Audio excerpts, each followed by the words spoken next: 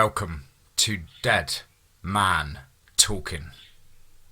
Tonight's story is an absolute spine-tingling tale that I'm sure you can sink your teeth into. As ever, please do let us know down below in the comments what you thought. Please do like and share, it really does help build the channel and our community further. And of course, don't forget to hashtag TeamFEAR. Let's get into tonight's story, entitled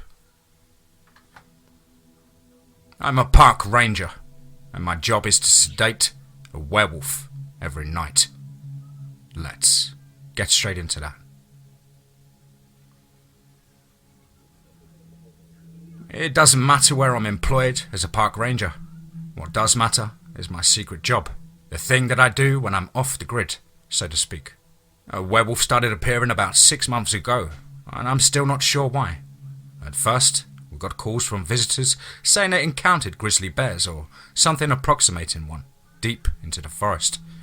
For the first few months, we got maybe a dozen calls.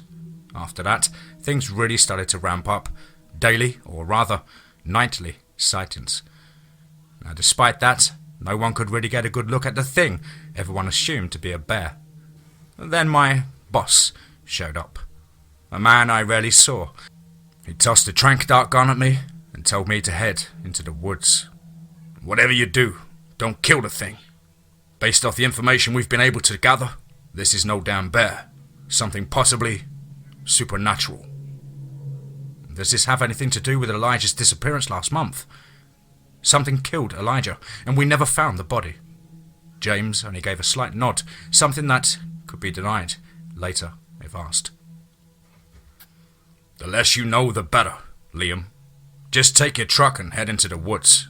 I'll mark the most recent sightings on your map, James said, crossing his arms and giving me a look that told me not to ask any more questions. But I couldn't help myself. I guess some weird government agency is involved in this if you're telling me not to kill it. You'd think the safety of the visitors would come first, I said, but James cut me off.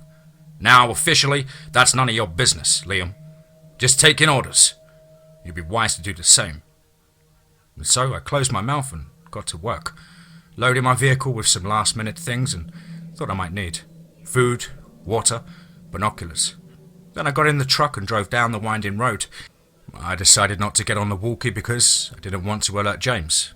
My plan was this: pick up Bill, my partner in crime more than less, at his usual patrolling location, and then head off to where the location James marked on the map and see if we could tag team this thing.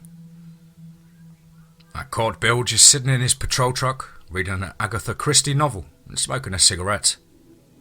I remember him telling me how relaxing he found it, being out here, not a care in the world, tending to his biological needs, the cigarette, and the needs of the higher brain, the Agatha Christie novel. Hey Bill, we got a situation James wants us to look into. Bill looked up from his novel, mildly irritated. What kind of situation? Got to tranq something? You know, that thing that everyone thinks is a bear but probably isn't. Why tranq instead of kill? Yeah, I was wondering that too. Anyway, hop in, good buddy. We've got a long night ahead of us, and that's putting it really fucking mildly. Bill got in and we drove off into the direction of the last sighting. I filled Bill in on what little I knew. I guess the thing that really concerns me is that, why now? Why a month after Elijah's death? Bill asked, thumbing through the book in his hands but not really reading it. That caught my attention too. I don't know the reason. I know that something fishy is going on. Then that's when we saw it. A large, hairy beast, running on all fours, then randomly standing upright and roaring. Our headlights seemed to confuse the thing. Bill took out his pistol, rolled down the window and fired. Bill, what the fuck are you doing? No lethal force is allowed on this thing. We gotta use the tranq gun. The thing, which upon closer inspection looked exactly like a werewolf, just roared and charged at the truck, grabbing its bottom and shaking it violently until Bill and I were completely disorientated. It then leapt into the trees. What the fuck is wrong with you? I said to Bill, again once my head stopped spinning. I said no lethal weapons. I'm sorry, Liam. I just got rattled is all. and wasn't going to get turned into human paste because of a pair of government-issue sunglasses told us not to use actual bullets. Bill replied, face flushed. Well, after that I began to drive again, keeping our eyes peeled for the werewolf. We heard howls coming from the infinite line of trees to our left. No matter how much we combed the woods, we didn't find anything. This went on for several nights, experiencing horrific sightings of the massive man-wolf. I went by myself after the first night because I didn't trust Bill not to fire bullets at the thing. James was ripping me a new ass because I couldn't track the damn thing down. At least, not keep it in my sights long enough to trank it. On the fourth night, I sat in my truck on the side of the wide road, scanning the eerily silent steel line of the palm trees. My ears pricked as I heard the soft crunch of twigs as tires crushed them. I peeked in the rearview mirror and saw a sleek black car parking behind me. A short woman with red hair came out of the car, using precise movements so that not once was energy wasted. "Are you Liam?" the woman asked, popping into my window like she was a cop about to give me a ticket. I heard the trees rustle behind her and began to perspire a little on my forehead. "I tell you that you shouldn't be out this way, ma'am. Since we've seen a few bear sightings out this way, but I started. "I don't mean to be blunt, but I outrank park rangers. Again, not trying to be a jerk, just stating a fact." The woman seemed fairly young, and her smile sent a shiver down my spine because it was so emotionless. She explained to me what was going on. She worked for a government agency, one I hadn't heard of before, and they had been working on a serum to reverse the transformation of a werewolf. They were hoping I could sedate the thing before it did any real damage or chose to move on to an even broader wilderness.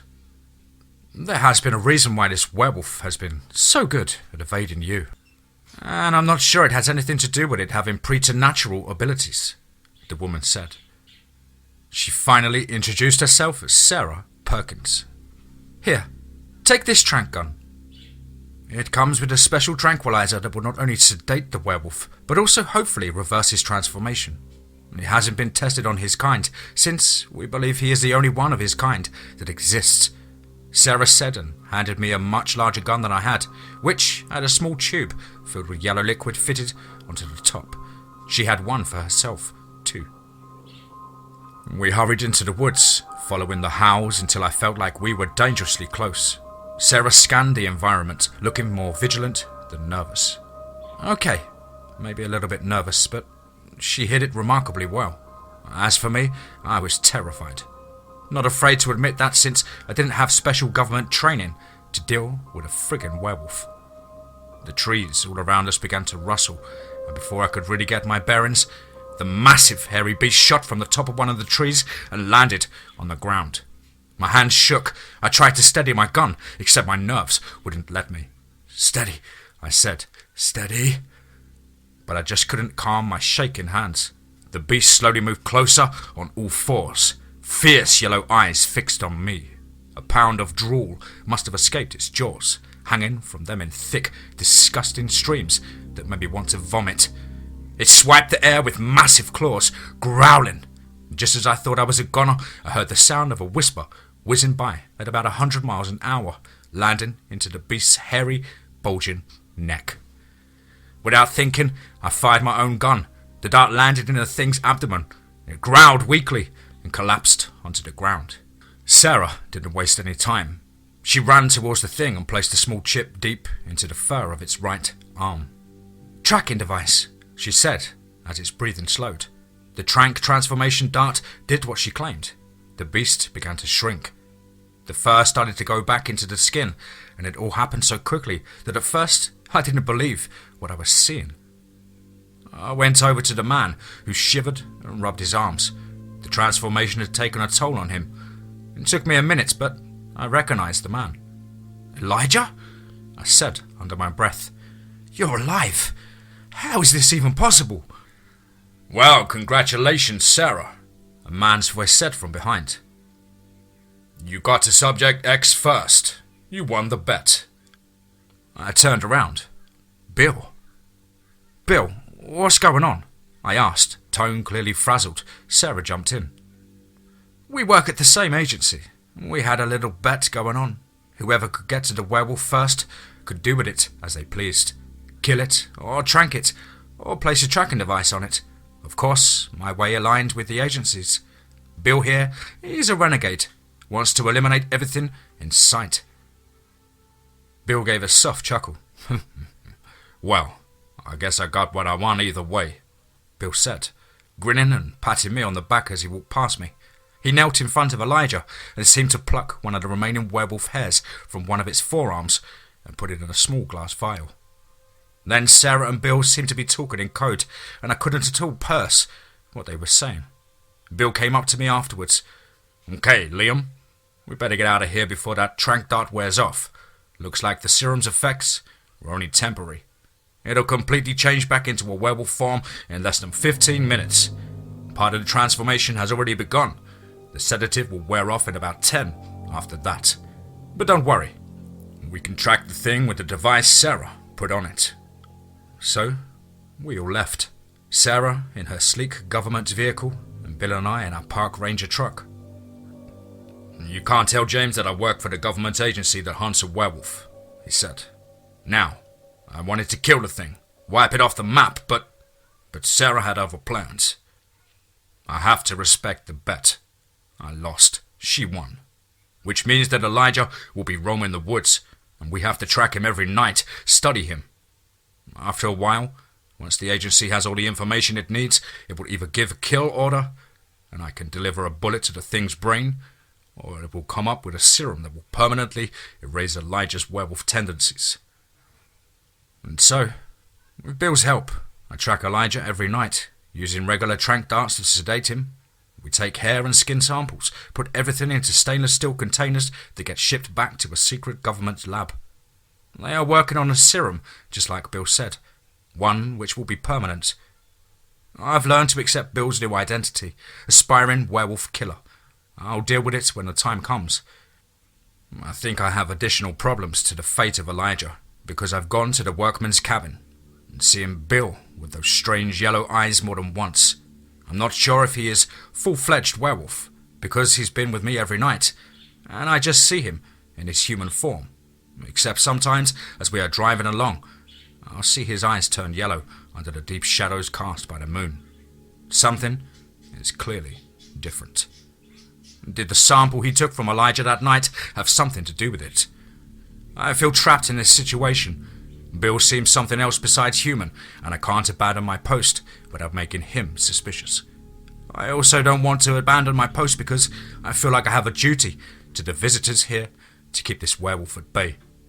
And I do agree with Sarah. Given the circumstances, I don't feel comfortable ending the life of a fellow park ranger. Bill's a relative newcomer, and I've worked with Elijah for years before he disappeared. I don't want to give up on a fellow ranger.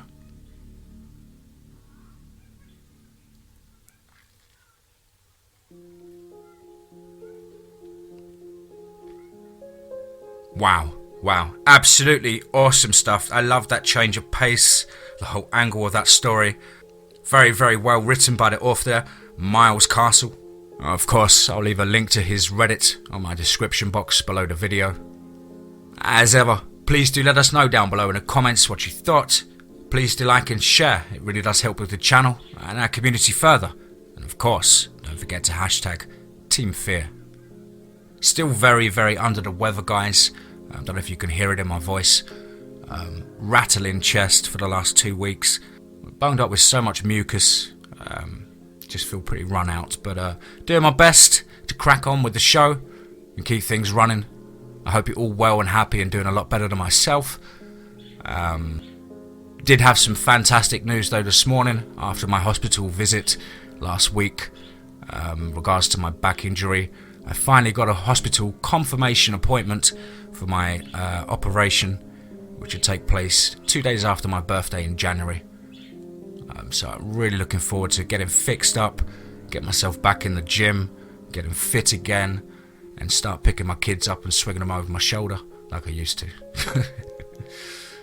As ever, guys, much love and respect. Thank you all so much for your support and constant views, or taking time out to let the adverts play. It really does help build the channel, and really does help me provide for my family, as a dad should. Been a crazy journey since hurting my back and in and out of jobs, to getting a really good job and a promotion, and then physically not being able to keep that job and had to step down from the job, starting YouTube. And for those of you who have obviously been here from day one, you know the journey, you know the history of the channel. It's just been amazing, absolutely eye-opening, thrilling, stressing, upsetting at times, but above all, it's been entertaining, and it's been a challenge, and it's kept me keen and acute, kept me through 3 years of absolute hell on a physical front. But enough from me, guys. As ever, remember, be safe, not sorry.